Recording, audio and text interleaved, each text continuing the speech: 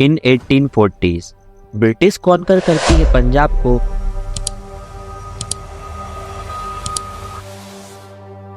और उस समय के पंजाब के राजा के बेटे, जिसकी उम्र अभी सिर्फ 11 साल है, उससे ब्रिटिश गवर्नमेंट एक लाहौर ट्रीटी साइन करवाती है, जिसमें लिखा होता है Duleep Singh 11 year old son of Maharaja Ranjit Singh gifted the Kohinoor to Queen Victoria of England. और इस इंसिडेंट के 4 साल बाद से लेकर आज तक कोहिनूर इंग्लैंड के पास है और इसे आखिरी बार साल 2002 में पब्लिकली देखा गया था on the queen mother's coffin.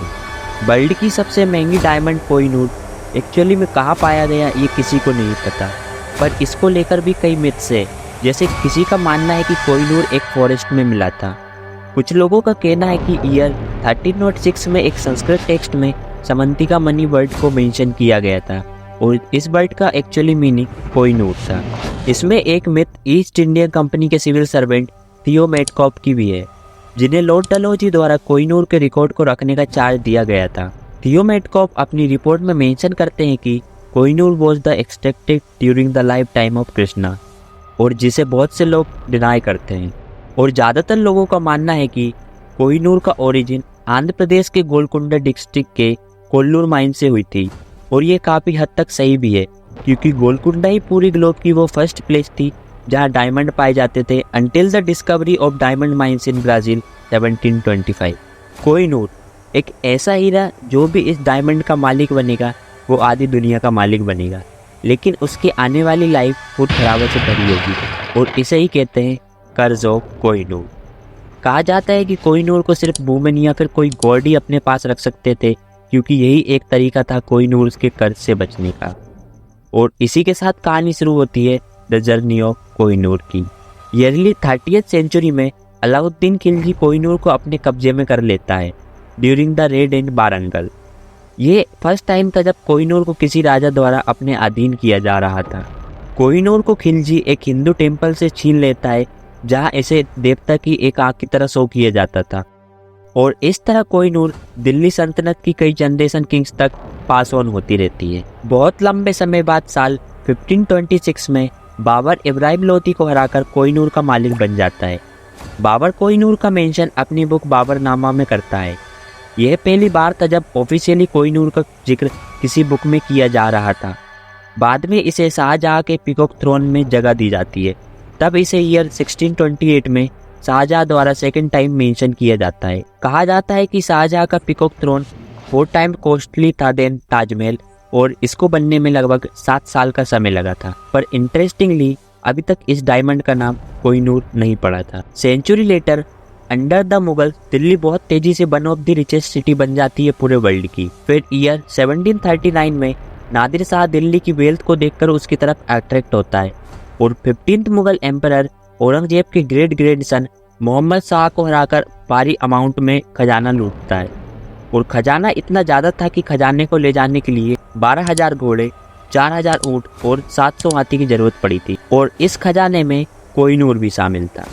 According to popular belief, Nadir Shah को कोहिनूर की इन्फॉर्मेशन मुगल के ऑफिसर से ही मिलती है। मुगल का ऑफिसर नादिर शाह को बताता है कि मोहम्मद शाह ने कोहिनूर को अपने टर्बन में छुपा कर रखा है, और एंशियंट मेटल कस्टम का एक पार्ट था टर्बन का एक्सचेंज करना। जैसे ही मोहम्मद शाह और नादिर शाह टर्बन एक्सचेंज करते हैं, तभी मोहम्मद शाह के टर्बन में से कोहिनूर गिर जाता है, और तब नादिर शाह के मुंह से शब्द निकलते हैं कोहिनूर, जिसका पर्शियन में मीनिंग था माउंटेन ऑफ लाइट, और यहीं से diamond got the name Kohinoor. But after 10 year Nadir Shah experienced misfortune in 1747, जब उनका ही गार्ड अहमद शाह दुर्रानी उनकी हत्या कर देता है, जिससे शाह एम्पायर कोलैप्स कर जाती है, और अहमद शाह दुर्रानी अफगानिस्तान जाकर इस्टेब्लिश करता है ब्रांड न्यू एम्पायर। साल 1813 में अहमद शाह दुर्रानी अफगानिस्तान की राजगद्दी को पाने के लिए पंजाब के सिख रूलर महाराजा रंजीत सिंह से मदद मांगते हैं,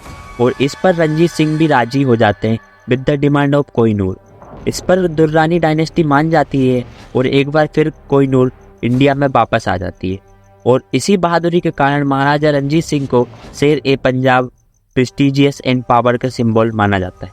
लेकिन थोड़े समय बाद ही 1840s तक आते आते ईस्ट इंडिया कंपनी भी अपनी पावर बढ़ा चुकी थी, और वो पंजाब को सेकंड सिख एंग्लो वॉर में हराकर कोहिनूर को अपने कब्जे में कर लेता है और इसी समय पंजाब के राजा के बेटे दलीप सिंह से लाहौर ट्रीटी साइन करवाई जाती है। इसकी बात मैंने वीडियो के शुरू में भी की थी। और साथ ही East India Company Sikh ruler को फिर से पावर में आने का कोई मौका नहीं देना चाहते थे। इसके लिए वह दलीप सिंह को अपने साथ ब्रिटेन ले जाते हैं, ये कहकर कि उनकी माँ अच्छे से परवरिश नहीं कर पाएंगी। और इस तरह से कोहिनूर के साथ साथ दलीप सिंह को ब्रिटेन ले जाया जाता है। जब दलीप सिंह की उम्र 15 साल की थी तब उनकी एक पेंटिंग बन रही होती है। तब उन्हें फर्स्ट टाइम कोहिनूर को देखने का मौका मिलता है। According to Lahore treaty, Duleep Singh Kohinoor को इंग्लैंड के क्वीन विक्टोरिया को गिफ्ट के तौर पर दे देते हैं, ये कहते हुए, "it is to me ma'am the greatest pleasure to have the opportunity as a loyal subject of my self trending to my sovereign the Kohinoor". और इस तरह चला जाता है कोहिनूर ब्रिटेन के पास। साल 2002 में कोहिनूर को लास्टली पब्लिकली अपीयरेंस किया गया था on the queen mother's coffin. और तब से लेकर आज तक कोहिनूर को इंग्लैंड के म्यूजियम टावर ऑफ लंदन में सेफ रखा गया है। हालांकि टाइम टू टाइम इंडिया ही नहीं बल्कि अफगानिस्तान, पाकिस्तान और ईरान भी कोहिनूर को अपने देश की संपत्ति बताकर वापस पाना चाहते हैं। पर क्या पॉसिबल है किसी एक देश को कोहिनूर दे देना? आपकी क्या राय है कमेंट बॉक्स में ज़रूर बताएं। और ऐसे ही इंटरेस्टिंग वीडियो को देखने के लिए चैनल को सब्सक्राइब करें। मिलते हैं ऐसे ही इंटरेस्टिंग कहानी के साथ, तब तक के लिए जय हिंद।